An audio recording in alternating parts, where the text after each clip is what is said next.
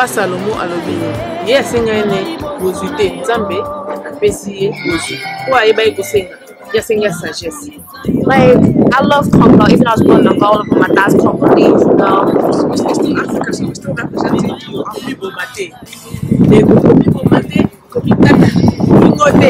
Jésus a sa solution. Yanga toyo apakaye ko pesa bino solution. Solution zali ni kanama na Yesu. Parce Johnny Dikaya te ya biso alobiki. Okongo na mutuke na mokili oyo azanga problème. Ba problème pe aussi la raté. Ba problème ko zala ka na mokili oyo. Aussi ça va kama bête yo aussi ça va voler. What kind of satisfaction does it give to you? What do you feel after, judging someone? Because I certainly don't feel anything. I don't get anything from judging. Like, I'm not gonna lie, sometimes when I judge the person, I feel quite bad. Ça me fait des terrains de délices, il te donne ce que ton cœur désire. Il va pas faire ça conseil. Et bah on va pas autant bien ma colia. Neni basa ma bien. Va faire ça. Like, if, for example, I made a mistake in the past, somebody would judge me for it. 2, 1, action. Tolia bachel, il y a sagesse. Nous sommes lumière. Tu dois mettre ta c'était pour son petit c'était son dessin. Pas comment passer. Comme ça va passer na bango le roi banzambe na bango. Au moment où il a passé sur la décision à vie na yo. You don't know that means advice to young people.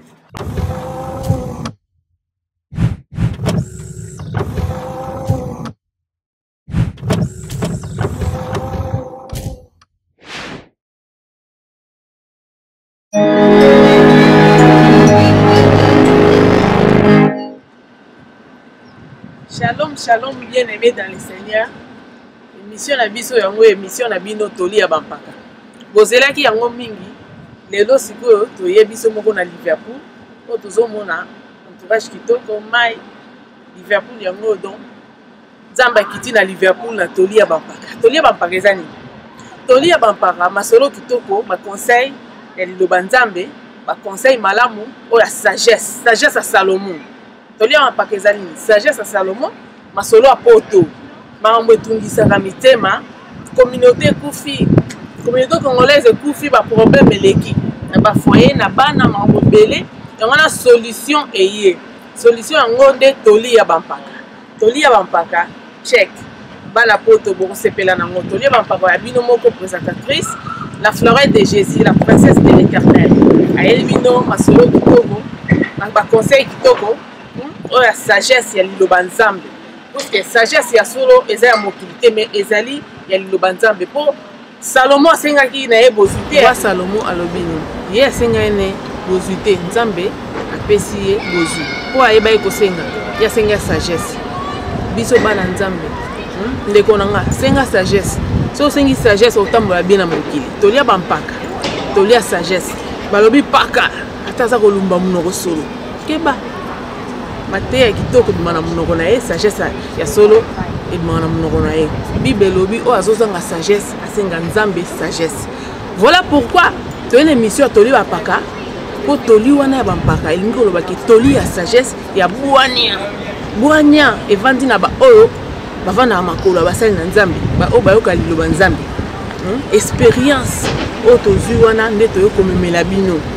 To bando ya mpe invité na biso o azana expérience na musala na ye à vivre pe événement moko boye abimi alongi leka longi yango aye ko partager na bandeko to pesa toli ba masola poto bandoleka ndenge baba les autres ko mate ko mikata ngote Jésus a sa solution yango na toyo ba pakaye ko pesa bino solution zali ni kamama na Yesu yikampi ko na babondeli na ba prière ata mokile boyo ata mosi ya boyo ko bomanzoto te mobali ya boyo ko bomanzoto te nani yaki na nani ya mokili oyo soki moko nzambe te mokili na nyonso ye mutasali tala nature tala mokili nzambe asali mpona biso to vivre bien nzambe atinda na mokili mpona nini soko yeba mission na yo na mokili oyo ye na mokili oyo oyeli nini ye soko oyebi déjà mission na yo ye na mokili oyo nzambe atindi yo po oyeba kovivre vie ya bien ozala na good life good style ya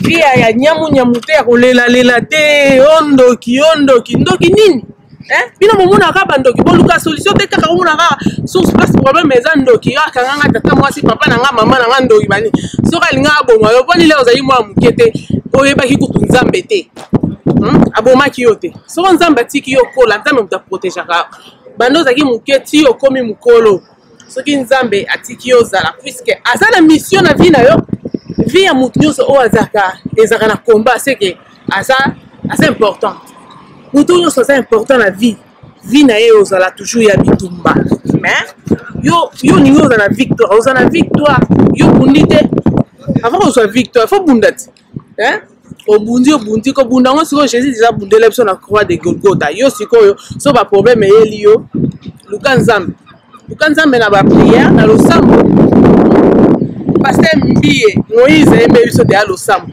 boki na nzembo yango te losambo bota mokili nzambe asali mai atindi biso torenye na mokili oyo tozala bien ningi oloba nini totalela ye ntango baproblème eyela biso toyeba mpaka bini ntango baproblème ezoyela yo tobelelaka te so baproblème eyeli yo totalela nzambe alobi yo atindi na mokili orenye ozala na vraie vie ntango baproblème eyeli yo okufa te eza nango kaka vie ya bitumba vie mo nyonso na se eza vie ya bitumba yo mona osisa problème na se awa parce Johnny Dikaya te ya biso alobi ke okomona mutu te na mokili oyo azanga problème baproblème mpe osilaka te baproblème ekozalaka na mokili oyo okosisa bato mabe te yo osisa bavoleur babanda kotumba bamiyibi babanda kotumba oyo na kini baseri moko boye kabila kotaka ya repère bazotumba miyibi yango soki basila kuluna kuto ya so makasi donc misala te eza na mokili oyo kosilaka te ti jésus christ akozonga bakotumba bango jour asuka diable aza na bacolite na ye bakotumba bango baza na rendez-vous na bango mokolo asuka jour ya jugement mais ntango yo ozovivre na mokili oyo fo yeba ndenge otambola yeba mokeli na yo oyo abatela oyo bando ozalaki mwana moke soki bandoki balia yo te ti okomi mokolo nzambe mpe kotikaka balia yo te yo sosola sikoyo so makambo eza ya frene ya kokangama luki elongi ya nzambe talela nzambe baoyo nyonso batalela nzambe bazanga eloko te so otalela nzambe ozosala mosala na yo fruit de votre main botiango na maboko ya nzambe nzambe akopambola yo akopesa yo toujours oyo nyonso oza na posa mais fais de terrain tes délices il te donnera ce que ton cœur désire salela nzambe bilengi na yo komisa bilengi na yo chaque fois vandi nango banzembo nzambe baméditation ozalaka relation ya bien na nzambe na yo ntango ozala relation ya bien na nzambe na yo oyo nyonso ozala na posa nango nzambe apeso eza mobali osala o te ozala mwasi mpe osala o te ozala biso nyonso totalelaka nzambe ko nzambe ye aboya ne mutu te azayamba ne mutu nyonso bato mosusu bakomisa bapaster na bango lokwa banzambe na bango omotalela paster solo badécision ya vie na yo po obala mobali obie obala mwasi otuna paster otuna nzambe te tuna nzambe ndarevela makambo okosentir yango oyo moko apesaka le vouloir et le faire akopesa yo discernement yande likambo ya discernement ndeko toya pa kelobi za na discernement na badécision nyonso ya vie na yo olingo ozala nango ata baaccuse kosala likambo oyo oyebi koza no innocent zala calme naenda yo ekotumbela yo mbeka ya motema na ngai wana ser Solange Musunda ser Solange Musunda yemi nzembo na ye pa nkolo kotumbela yo mbeka solo malasi ntango yo oza mokili oyo nzambe alobi asala besoin ke yo tumbele mbeka tumbela nzambe mbeka ya malasi kitoko asepela nango vi na yo mobima vi na yo ezala koafa bon odeur osoko makambo ozosala ozotambola bien te nzambe asepela nango te omona mpe okwea na libulu ya diabulu diable azonguluma lokola kosi azo akoluka nani akodevore kolinga te badevore yo soki oza na vie de prière te oza nyama oyo bakodevore facilement bakoloko mpe facilement kolingaka te ozala na vie wana zala nde tambola malamu ata batie yo misapi oyo bakayebi ata batie yo misapi me bakuta na likambo wana te so relation oyo eza bien na nzambe oza déjà épargné bongisa relation na nzambe omona makambo nyonso efulukama baprojet na yo makambo nyonso ya vie na yo otalela paster te otalela papa no pe maman na ote ye déjà biso na mokelo bi mwana na bina boti yo mwana za nga canal nzambe asalinga ngolu iza lokola maman Marie basala pe ngolu wana na nzela na ye Jésus Christ abota oyo nzambe a utiliser bango po biso to na mokili para na boti yo na mokili apesi opportunité apesi ba idée apesi éducation bien après amour arotika yo lobi mwana continuer chemin jusqu'au ça la fierté ya ba parents na yo ezande mona nzambe atindi biso na mokili po to za la fierté na ye mission nini salela nzambe tango za elenge salela nzambe biso to salela biso nzambe to sa place muso okende te viva boni vie o sala vivre ça ozwa nini elo monte chi zéro mais nzambe tango yo oza ko sala esengo na ye ozo salele ba délice au moins mamnyo se ko fuluka nzambe ozala na yo na ba problème nyonso bando yela yo ba problème salela nzambe tango ozala bitango za minu kuka mikuwa tango za minu la ko makoko minu déjà silio mageza tole ba mpaka ya bakoko mais là ko mpaka minu kuka nisko kuka mikuwa tango za salela nzambe o ça na compte à rendre pour la solution donc so ko 80 ans 80 ans ok au ça pété là muso suka non dans 70 ans bien 65 ans ku fina au accident bien mais so c'est ko salela nzambe ba na opération mo panza nzambe na ko yembelo mais motema mabe eloko ba moki jalousie na motema mabe kindokiti to lingani te makamba poto to so mona pona amour ezate manque d'amour olingo ezate nous sommes un intérêt. De ce fait, c'est un dégoût. On a autant que les amours fraternels ou bien bolingo na kati na colorier. Les lots nous ont introduire banana biso au bakoli na poto ba opé sa conseil comme toi en Angleterre ba lo ban anglais. Ba opé sa conseil que bana te bakola ka so azokola na lo banzambe l'église ozana comportement ya bien. Alors tout ça ba boti akoto ça pe ba yaya na batu ya quartier ba neighbor. Donc, en langage, il y a des poto pour l'éducation. Les parents ont raté. Ils ont tous les parents qui ont des sagesse. On a des sagesses qui ont des sagesses. Oh, bakoli awa, oh, bakoli na kate di banzambe. Tinda mwana na église, papa, maman. Tinda mwana na losambo. Ce qui mwana koli na banzambe, a rozala mwana limemia, mwana bogoto. Baleki na biso, bana na biso, bakoloba.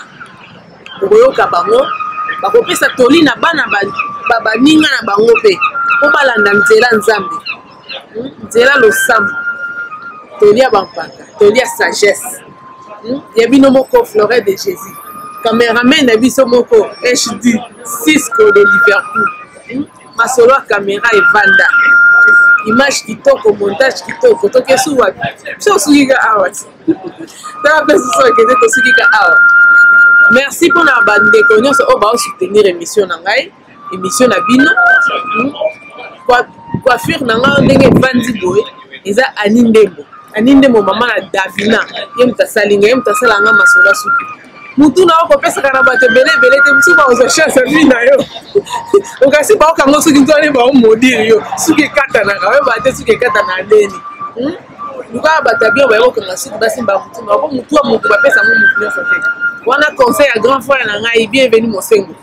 Bienvenue Mosengo, bienvenue na Oxford.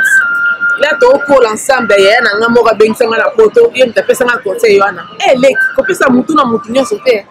Mutu yebita simba mutu na osu kezo kata na ko éviter le mutu ba la chance na. Nzambe mo bateli. Merci Naya Mos Mosengo. Ma kitoko ya na ngamoko na Paris.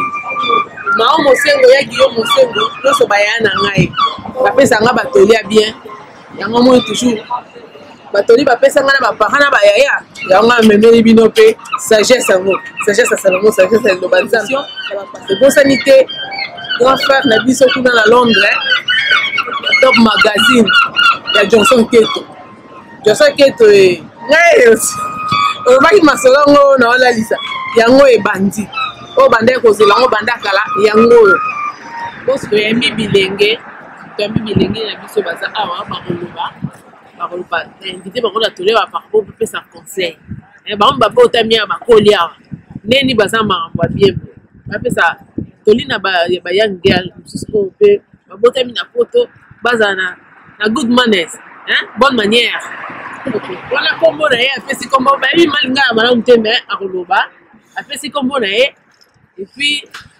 pourquoi azana aye na toli ya bapaka. Voilà. Apesi maloba. Bonjour, comme Raki, and I can't really speak Lingala, so I'm gonna try to mix it. But the reason I'm here because I believe I'm a good influence. I believe I'm like, I'm kind of a good person. I've done bad mistakes in the past, but I've learned them. And especially going here and Yolanda, you that Idanga especially like to be a better person. So I think the best advice I can give young girls like me, especially I'm 17, so if you're 17 like me, the best advice I can give you is hang out with people who you know are gonna put you in the right path. Because about the door, back in a club, a cigarette, like no, hang out with people who you know. Yeah, she goes to church. Yeah, cigarette. No, I know. My mom would kill me if I did. Yeah.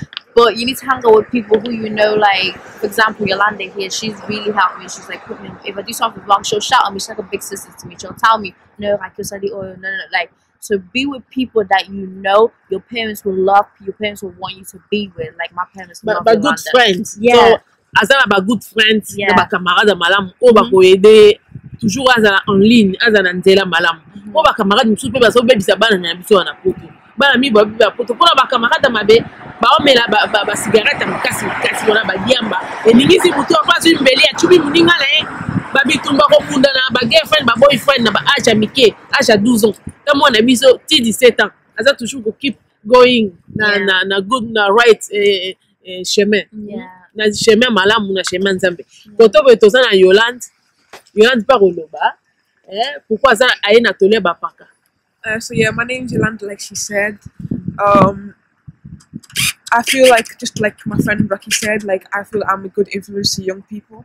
And one thing I can say, like within the young girls in like Liverpool, I'm really respected.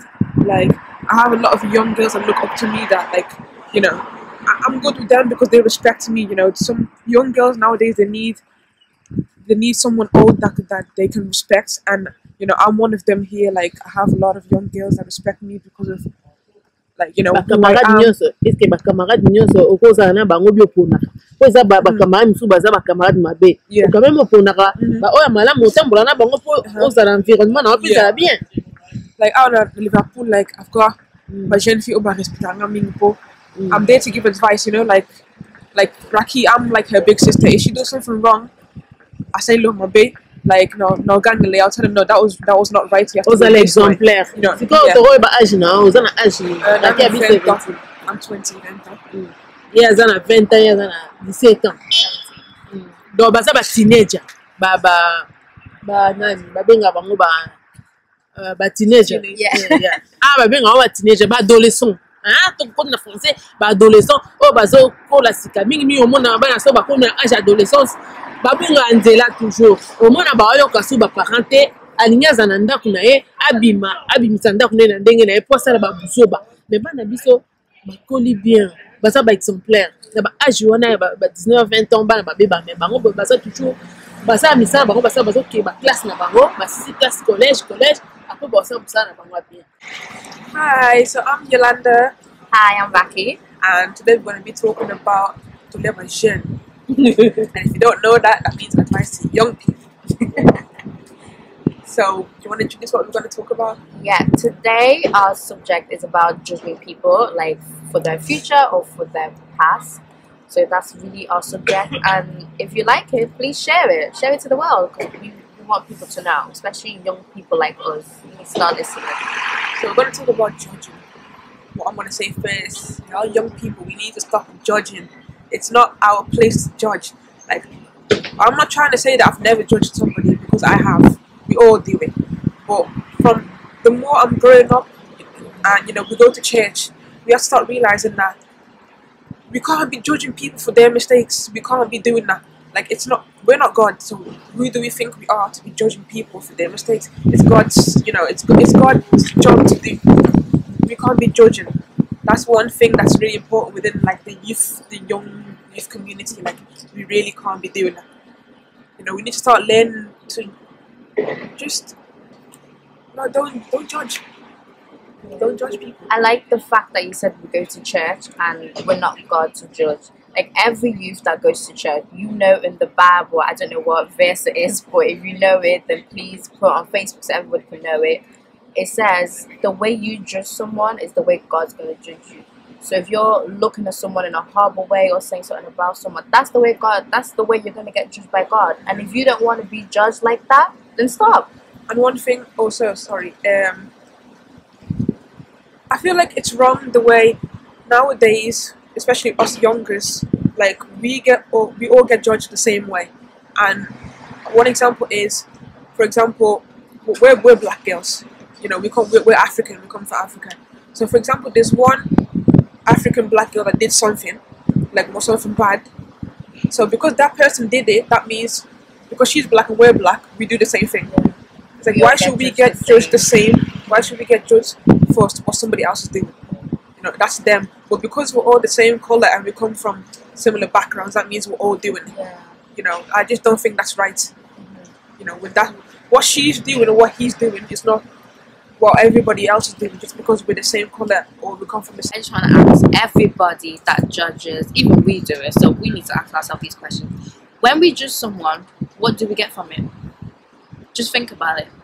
What do you get from judging the person? Do you get money? A prize? Like, what is it that you really get from judging the person? Like, do you even get a blessing from it? Like, does it? What kind of satisfaction does it give to you? What do you feel after, you know, judging someone? Because I certainly don't feel anything. I don't get anything from judging. Like, I'm not gonna lie, sometimes when I judge the person, I feel quite bad, especially when I see them, they say hello to me. I feel like, oh my days, I've just spoke about that person, I've said this. I actually don't like it. I don't know if you like doing it, but I don't know what you need help. One thing also, I've realised, I don't know if it's just here, but I'm just going to say it within the young community, people make other people's mistakes theirs. People make other people's past their own. Like, if, for example, I made a mistake in the past, somebody will judge me for it, and then they'll make my mistake theirs. But they'll hold on to yeah, your they'll hold mistake. on to it and they keep talking about it and talking about it. And the thing is, I've moved on from it. You know, I've moved on. I've forgotten about it. I've asked for forgiveness for my past, and then there's somebody still holding on to it, and it's like, it's not, you're not holding me back from moving on. You're holding yourself back. Yeah. You know, I'm progressing because I let go. Yeah. I asked God for forgiveness. He forgave me, and I've moved on. But you're the one that's stopping yourself from progressing because you keep holding on to something that's not even for you. Yeah. It was Yeah, but my yeah. past. I'm gonna carry on. I was gonna say. I like the fact she said, like, people hold on onto other people's past when it's affecting them, but the person who did it, they're progressing. I like the word progressing because, first of all, just about Congolese, like, we're half Congolese, yeah. And as you know, Congo right now is not in the best situation. It's kind of like going through a hard time. And people are always like, oh, we need to fix Congo, we need to do this. First of all, I just want to say, we're the next generation. Like, our parents, you know, they're getting old. And we're the next people to fix Congo. But first of all, before we can fix our country, we need to fix ourselves. We need to start loving each other. We need to stop judging each other. Just stop everything before, because you can't fix a country if you're hating someone, judging someone. Do you know what I'm saying? Like, I love Congo. Even though I was born in Angola, but my dad's Congolese, you know. It's still Africa, so we're still representing our background. Yeah. You know, even if we're not from there, it's still Africa. That's what we are. We're Africans. You know, we like to see other people suffering. Yeah. When we're Africans ourselves, but in order to fix Africa We or need the to country fix we come from, we need ourselves. to fix ourselves. Because if you look, that's what Daddy Awa is like. We don't have that in Congo because of the people who we are. Like, we're scared to do stuff. We're too busy. Oh, Sonyi, oh, Muduwana. No, let's stop all of that and really focus on the main thing. It's really ridiculous. Sometimes I laugh about some of the things that's happening. Like, you really need to stop. Especially, I'm sorry to say, especially Congolese people. Some of you take it Just too tell you one thing, far. Songi, it brings you back. It doesn't. You don't progress. It brings you backwards. If you keep talking about people and you know all these stuff, you're not progressing. You're Yeah. not moving on. You're just taking a step back. So y'all got that. Yeah, and the other thing I just want to say quickly, hypocrites, okay? All those people that say, I hate when people judge me. But first of all, you're judging someone. So if you don't like being judged, shut your mouth. I'm sorry to say that, but it's simple as, zip it. Don't judge the person. If you don't like being judged yourself, it's a 50-50 way. It's like being in a relationship. I trust you, you trust me. That's how it is. Like, I don't know. Like, hypocrites just need to stop. Crazy. That's all I gotta say. But we love you guys, and we just really want you to understand, especially our Congolese children out there. And you know, we go through hard times, especially as African kids. Especially the Congolese girls, we go through hard times, and so we just really need to focus, because the judging is what's really ruining our lives. Judging is really what's kind of destroying people. Judging, holding people's past, and hypocrites. Those are the 3 things we want you guys to think about. Okay, so basically we finished, but as you know, our 3 topic was judging, holding on to people's past, and hypocrites. So really guys, really focus on them 3 things, and just, if you like anything that we said, please share it or talk, get the youth talking, do you know what I'm saying? And if you want to contact us, you can follow me on Twitter, Vaki_Wamba. If you can't spell Vaki, it's RACKY, and then Wamba is WAMBA, and you can follow me on Instagram, the official Vaki. So just holler at me there if you have any questions or anything. Just please find us. Hit me up on Instagram, Yolanda Alexandra, and my Twitter is Yolanda Fifi. Don't forget to follow and share your interest with us, and hopefully you can take this advice and you know learn to live with it and to grow with it as young people. Yeah, we love you guys and God bless. Tokopesa tolia bapaka pona ba jeune ba mama botinda bana na église bo kola bana malamu bo encourager bango ba ke liboso so mona sali mabe ko gogolete ko finga ete o mona oyo ayokaka te o mona ayokaka te loka mama Edo Mukeza alakisa biso ke koloba te yo mona ozoba oyokaka te doba mona yo oyokaka doba toujours positif doba so positif likola bana na biso mona yo kaka ke liboso so mona sele erreur azui échec na classe ou bien na cours moko ko beta ete ko finga ete loba encourager malasi moko zwa yo za mona mayele nzamba sala oza la tête et non la queue okolonga okoresur ko lela te tu encourages les enfants bakinde liboso ata mona sali bêtise ko finga ete o mona yo zo ben yo sala langa ni na vie yo boy na boy non wa ozo étouffer toi la mona na yo oza besoin souci mona no ke liboso te apesa tino tamba baninga mabebe ngai lakisa yeke baninga ozotamba na bango baza boye babanga baparent te ana poto soki mwana obeti police bana na babengela baparent na bango bapolice mwana azogangela parent kutu aza susu na autorité te likolo ya mwana baparent na poto bakoma kobanga bana mwana oyo moko boto koma obanga epo aza mwana leta po soki obeti osali likambo mwana akefunda oyo eza bien te lakisa bana nzela nzambe nzela losambo lelo bakobanga nzambe akoyeba korespecte baparent po bible elobi mwana respecte parent na yo po umela na mokili soki orespecte parent okowumela mokili okoumela omona ti okufa mpe nzambe akopesa mikolo ebele po oza na respect dédicace na baoyo nyonso basoutenir émission na biso omo lelo toyambi bana na biso balobi nzambe azwa lokumu dédicace na Gila Roche Kakonde les bourgeois gentilhomme na Luxembourg émission na bino yango ma big dédicace na Cisco HD high definition homme vidéo image kitoko eza te rouge au bleu soki eza kaka rouge etikala kaka rouge eza te soki etengama soki ndenge nini masolo kitoko image ya kitoko masolo na Liverpool ya caméra ye moto akangi yango nyonso HD high definition haute définition wana na français biso mese na biso de anglais talaka Angleterre bo comprendre mbote lisusu na Johnson Keto na London yaya na ngamuko nyonso bayaya respect fo kobenga bato bayaya tobosana culture te toujours yaya bayaya oyo basoutenir mission eke liboso tozwi Mingole Jerry Mingole kuna na Glasgow yo mpe mbote no yango wana oyo nyonso ya Liverpool Mami Chibuaya na Manchester tobosani te Pasteur Thierry Bwaka ye mbate ya kitoko place naza kosambela nzambe apambola ye papa mapasa pasteur na biso moko mokwabili Christian mokwabili lesi nzambe apambola yo bango ndasuti émission pasteur Loli kuna na église na ye nzambe apambola yo toujours na Liverpool na pamboli ntuka balandi nyonso ya émission oyo Kati Makaya ngai yo petite sœur propre émission na bino yango oyo mbote na ope place eza kuna na Irlande ya Willy Kensika ya Willy donc grand frère propre kuna na Dublin wana déjà ministre na biso ya famille ye mto asa fierté ya famille na biso nzambe apambola yo apambola oyo ye na nga moko abengisanga na poto na bosani ete bienvenue mosego bien Vandemesh kitoko to na Oxford nzambe apambola yo boza ebele yaka mondo nzambe apambola kuna na London Etienne Chimanga nzambe akanisela yo nzambe azolokumu en tout cas mbala nsima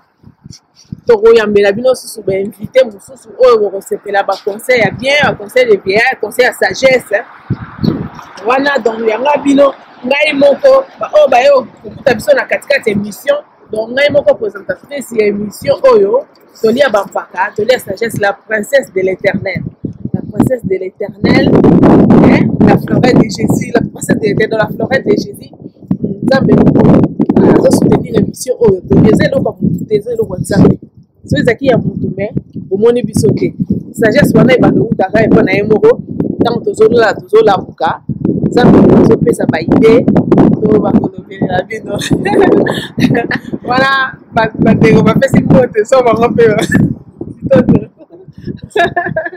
voilà quoi donc tosepeli mingi baoyo balandi biso bacontact eza wana eza na suka oyo balingi bakomela biso oza na lisolo na o na poto olingi ke tolobelela yango topesa conseil ya bien tokolobelela yango bokomela nga numéro telefone eza wana okomeli biso tokopesa mpe conseil komiboma te sujet ya biso ya lelo ezalaki donc so problème eyeli yo komiboma te talela nzambe mokele na nyonso nzambe nde moto asala biso tozala moto asalaka moto azala aza te nzambe nde moto asalaka biso tozala yo loba o motu boye asalaka nga yo talelaka motu po akabela o mbongo lobi mokolo akabela te oyini ye moto aka motu totalelaka nzambe.